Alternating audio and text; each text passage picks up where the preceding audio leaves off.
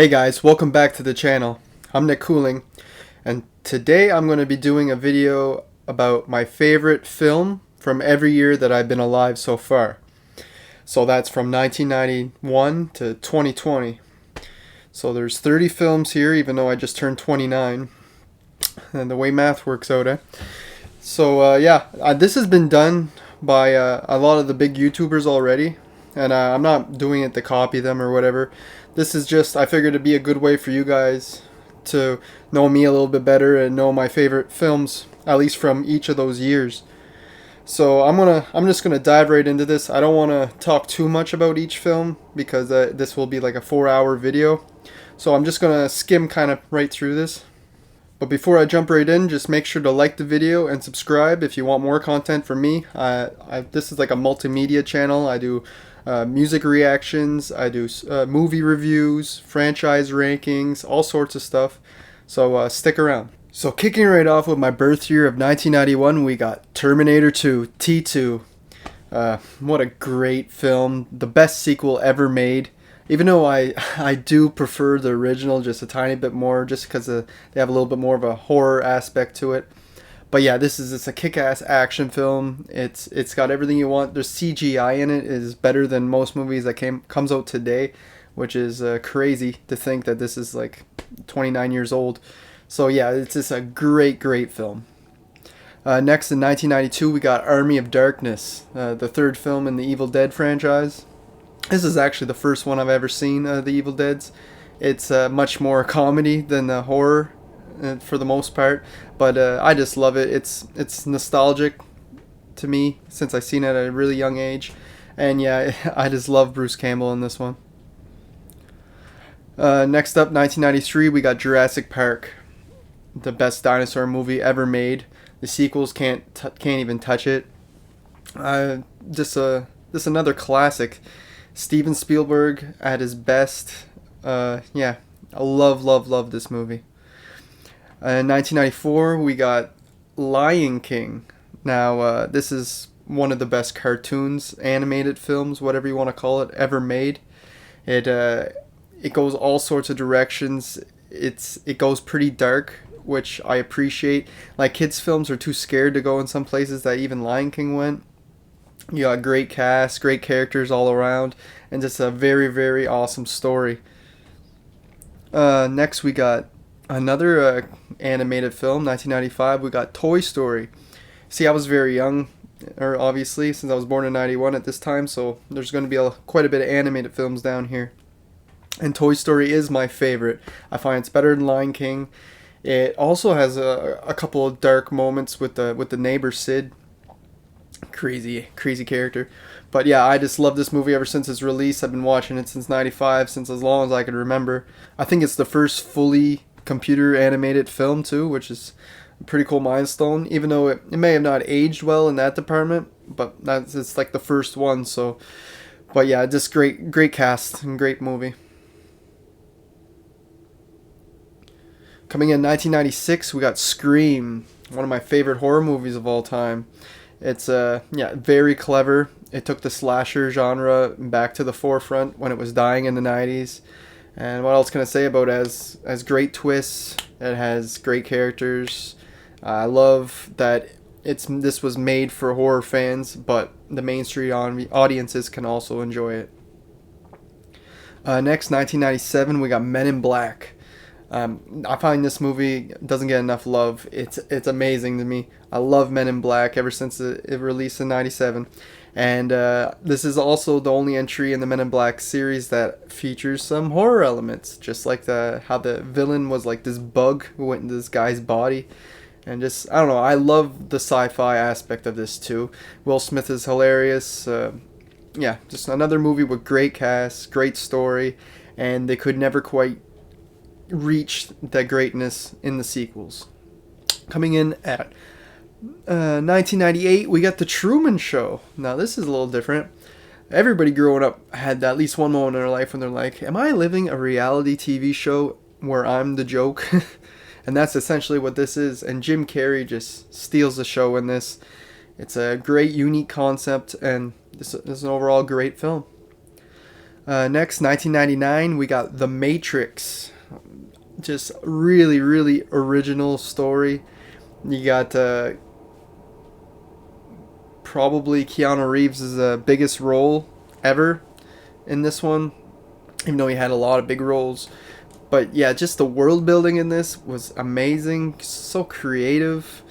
The characters, everything in this film is just so creative, and for a 99 movie it has a lot of like talking about computer viruses and stuff like that, which would only really develop later in the millennial. But yeah, just great film that there's nothing much more I could say about it. Next, we got year 2000. We got Memento, Christopher Nolan. This is probably my favorite film of his, and it's not the only film on this list. It's really weird. It plays backwards to forwards, and it just works perfectly because you don't know what's going on throughout the whole movie since it's going from back to start. And it's the same as the main character because he suffers from amnesia. So I found that was brilliant, just brilliant directing and story writing. Next, we got 2001, Lord of the Rings, The Fellowship of the Ring, the first of the trilogy. I'm a sucker for origin stories, and that's what this is, the starting of their quest. And yeah, I had no idea watching this the first time what the hell it was about. Didn't know it was books or anything back in 2001. I was like 10, so yeah, I watched this, had a great time with it, and I enjoy the sequels too. Next, we got 2002, we got Resident Evil, the first one.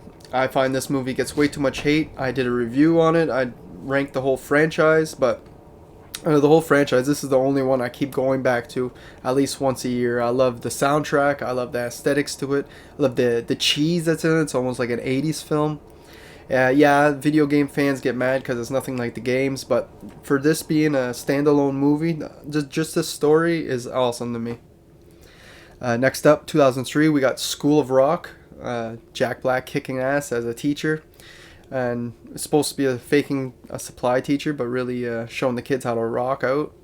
I'm a big rock and metal guy, so obviously this is right up my alley. This is a funny movie. A lot of great kid actors in this. The songs are great. Everything's great. Next, 2004, we got my favorite movie of all time, The Butterfly Effect. And this is another movie that gets shit on and not talked about enough. I love it. Ashton Kutcher's best performance, hands down. I'm a sucker for time travel films, so this obviously was gonna make my list. It's a shocking film. It even has horror aspects to it. It has sci-fi. It has everything, and just how he keeps going back to the past and it changes the future. I just love that shit, man. It's a time traveling subgenre is my favorite, so this is my favorite film, and I hope you guys check it out if you haven't already. Next, we got 2005, Star Wars Episode 3, Revenge of the Sith. Man, how I love Revenge of the Sith. It's a dark story. It takes Anakin and transforms him into Darth Vader. We get to see the process, and they don't hold no bars in this too. I know it's just PG-13, but man, Anakin goes out and kills all the younglings, and the build up in this, I love it. The big fight at the end, it's definitely the darkest out of all the stories, even though Empire Strikes Back is pretty dark, but I feel this one's even more. And yeah, this is one of my favorite Star Wars movies, even out of all of them. This is one of my favorites, so that's saying a lot. Next, we got 2006, Tenacious D, The Pick of Destiny, another Jack Black film, which I don't know how this movie flopped when it went to theaters. I guess it's because nobody knew about it. Now everybody loves it, and wants to see a sequel, which I don't know if we'll ever get. But yeah, Tenacious D's a kick-ass band, and this movie is just like it's not like a bunch of music videos, it's actually a story, but their songs play out throughout the film in a really nice way. It's just a cool story of Jack Black and Kyle Gass meeting up and forming this band, and they're trying to get the pick of destiny from the devil, right? It's just a kick-ass film, and I hope you guys go and watch it. Next, we got 2007, we got The Mist, Stephen King adaptation, and this is the biggest what the fuck ending ever in any type of horror movie, or any movie, like any genre, I'd say, actually. If you watched it, you know what I'm talking about, with the father and the gun. Wow. Anyway, the creature effects are okay, a little CGI heavy, but watch this movie in black and white, and it looks awesome. It's like made for black and white. But yeah, the characters are great. There's this crazy religious bitch that you just love to wish someone would decapitate her. But yeah, it's just a great film. Next, we got 2008's The Dark Knight. This really proved that you can make comic book movies serious and dark and a lot more grounded than what they used to be. Taking Batman and making him not a laughingstock is incredible. I also enjoy Batman Begins. It's the origin of this, but part 2 right here, The Dark Knight, it just plays out so amazing. Heath Ledger is a big reason for that. Rest in peace. He killed it in this role. No pun intended for that either. But yeah, I just love this movie. Next, we got another unsung hero, Triangle, 2009. I don't want to talk too much about this because it's a mindfuck of a movie with twists all through it. I don't want to ruin it, but it's in my top 5 favorite horror movies of all time, so definitely go check it out if you're into movies like Back to the Future and Groundhog Day and all that mixed together with some screwed up horror. You'll love this. 2010, we got Inception. Another Christopher Nolan film that's a mind fuck. Going into people's dreams to manipulate them into changing their thoughts in real life is just incredible. Yeah, the world building again is intense. The visuals are intense. It don't rely on CGI to tell its story, even though it's a big, huge world building story. It does have some, but just the practical effects are great too. Like, I don't know, Leonardo DiCaprio just sold it on his role. You believe he is his character. And I just rewatched this not long ago to see if it would make my best of 2010, and it definitely does. It's just a great film. Next up, 2011, we got Warrior. Now, I almost took Rise of the Planet of the Apes because I love that film, but I just rewatched Warrior and it does beat it out. To me, this is the best fighting movie of all time. This even beats out Rocky for me just by a little bit. It might not be as iconic as Rocky, but damn, it's a good story. Tom Hardy, oof, he is crazy in this film. And yeah, if you like MMA and UFC and stuff like that, you will love this. I guarantee it. Check it out. Coming in at number 12, another one where I wasn't sure. I almost took Avengers, but I said, nah, we're going with Chronicle because no one ever talks about Chronicle. It's kind of like a found footage film because the whole film's kind of filmed by one of the characters, and they gain these powers, and one of them kind of starts to lose his mind. It's kind of like a superhero movie, but very dark.